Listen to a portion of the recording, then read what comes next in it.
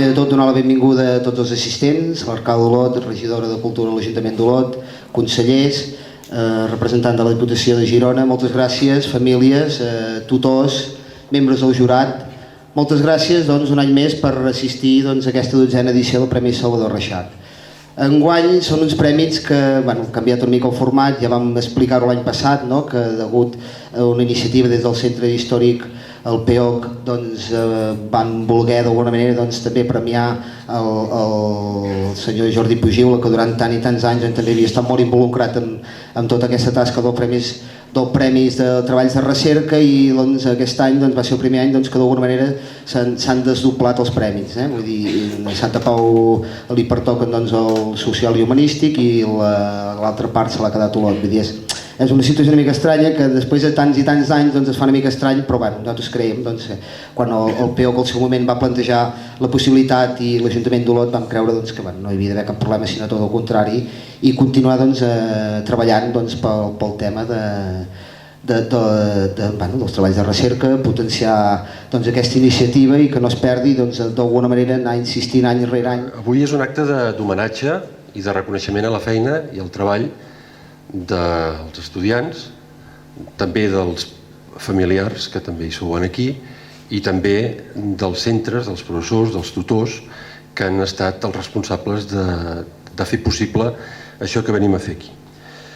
D'alguna manera també és intentar subratllar el nostre suport i la tasca que portem fent des de ja fa 12 anys, perquè aquesta és la 12a convocatòria o edició d'aquests Premis Salvador Reixac, potenciar, donar un impuls a la recerca com una eina de futur en aquests moments, especialment en els que el món de la cultura i de la investigació, de la recerca, ja sabeu que està passant una sèrie de dificultats que, en fi, pot impedir continuar amb la tasca que fa tants anys que estem fent. Des del PEOC, des del Patronat d'Estudis Històrics, creiem que això que estem fent avui aquí és un acte de tossuderia, de militància, d'insistir en la importància d'aquesta eina que és la recerca i que alhora és una eina també d'esperança.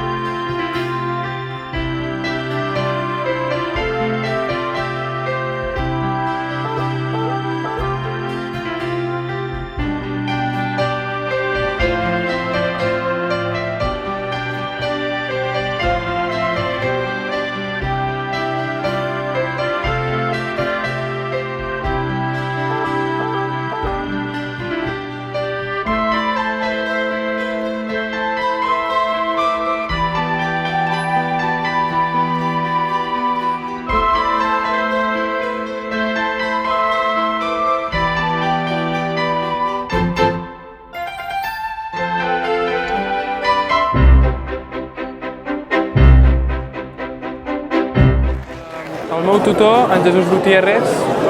em va recomanar que fes un treball relacionat amb l'empresa familiar de casa meva, Bellapar Sau. Tot i que jo en un principi no ho volia fer, finalment vaig seguir les seves indicacions i va anar molt bé perquè he disfrutat molt fent aquest treball, tot i que va requerir molt d'esforç i he estat molt de temps fent-lo. M'ho vaig passar molt bé, he après molt i recomanaria a qualsevol persona que fes un treball relacionat amb alguna cosa familiar, perquè a més, quan acabes et sents orgullós de conèixer com funciona realment una empresa de casa teva i sincerament molt bé, molt bé. Comença el treball fent una petita introducció a Buckminster Fuller, que és l'inventor de la cúpula geodèsica, que és del que tracta el treball, i a partir d'aquesta introducció entrem en matèria i expliquem com es construeix i es dissenya una cúpula geodèsica des del punt de vista d'una empresa olotina com és Bellapar, i posant 3 exemples de 3 obres diferents: la Pilota de Badalona, l'Hotel Hesperia de Barcelona i el Museu Cosmo Caixa de Madrid, que hi ha 3 cúpules geodèsiques de Bellapar. Doncs veiem com es munta, com es dissenya, i el procés també entra des de que l'arquitecte fa el plànol fins que l'enginyer, o sigui l'empresa, ho porta a terme, ho du a terme i construeix l'obra.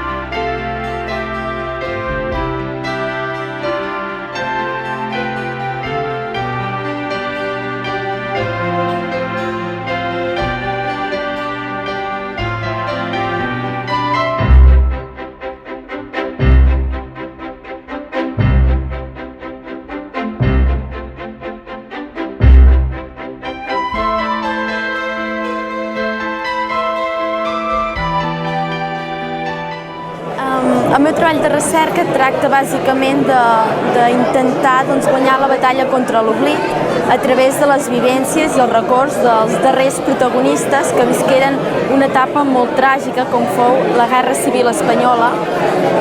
Particularment m'he centrat a Sant Jaume de Llierca perquè és el meu poble natal i aquest treball no m'hagués estat possible sense l'ajuda de totes aquelles persones que han aportat tot el que sabien, tot el que recordaven, i a partir d'aquí he contrastat tota la informació que m'han donat a través de diversos arxius, ja fos l'Arxiu Comarcal d'Olot, el de Sant Jaume de Llierca, el de Mauthausen i d'altres que he anat trobant informació. Llavors, per què vaig escollir aquest treball? Doncs ben bé perquè m'agrada molt la història i trobava que era un treball que no es pot fer sempre, perquè hi ha un punt que totes aquestes persones ja no hi seran i quedaria tot en l'oblit. I el que intentava aconseguir era que això es pogués recordar. I a través d'aquest treball, com a mínim, hi haurà alguna cosa escrit que la gent podrà anar-ho a consultar i es podrà saber què va succeir a Sant Jaume, com va passar la història. No em pensava que tot el que he aconseguit, o sigui, tot el que he aconseguit trobar, no m'hagués imaginat mai que hagués pogut passar en un poble tan petit, que hi hagués hagut tants de conflictes entre un bàndol, tant el republicà i el nacional, saps? No m'hagués pensat mai que hi hagués hagut tanta confrontació amb persones que particularment sempre havien sigut veïnes, saps? Un al costat de l'altre de les cases. Em va sobtar, però bueno, em va agradar molt i molt fer-lo i que tothom estigués disposat a col·laborar amb tot el que jo els hi demanava.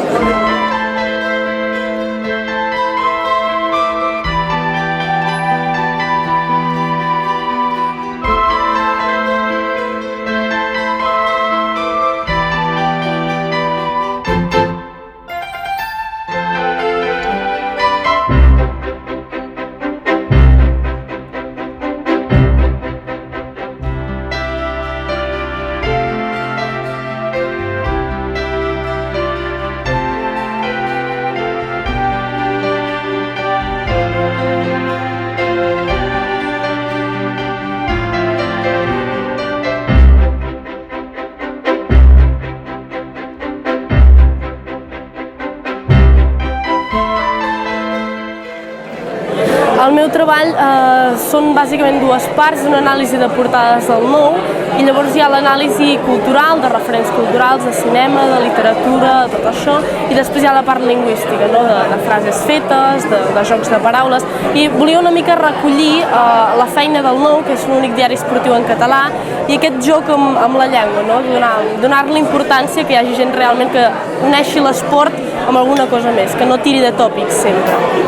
I llavors el treball m'ha portat això, donar-me compte que hi havia molta més feina de la que em pensava en un principi, que hi ha moltes més coses, que podia haver continuat i el treball hagués estat 3 vegades més gros, però hi hagués seguit trobant coses. I la veritat és que aprens molt com fer un treball, com investigar, com buscar els temes a la biblioteca o parlar amb gent, fer entrevistes, el que sigui, i és això, t'aporta molt també per aquesta part. La veritat és que em pensava que seria molt més curt i va anar creixent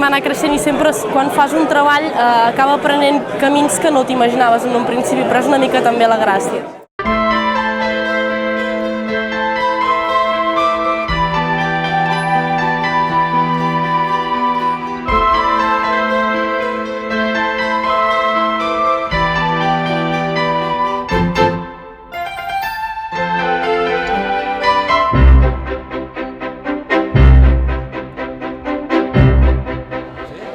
Home, doncs aquesta vegada són 12 edicions diferents que ja portem. Hem retornat a l'origen perquè al desdoblar els premis científics cap al Premi Jordi Pujiula ens hem quedat amb els premis d'àmbit social i comarcal, que van ser els que van moure una mica la primera convocatòria, diguéssim, de record de la figura del Salvador Reixac. Bé, estem molt contents com a jurat i com a patronat d'estudis històrics, com a organitzadors de l'acte, no només per la participació, sinó per la qualitat d'aquesta participació, la qual cosa ens indica que s'està treballant i s'està treballant molt bé en els centres educatius, que els alumnes que tenim són una molt bona primera matèria per poder continuar treballant i que anem en la direcció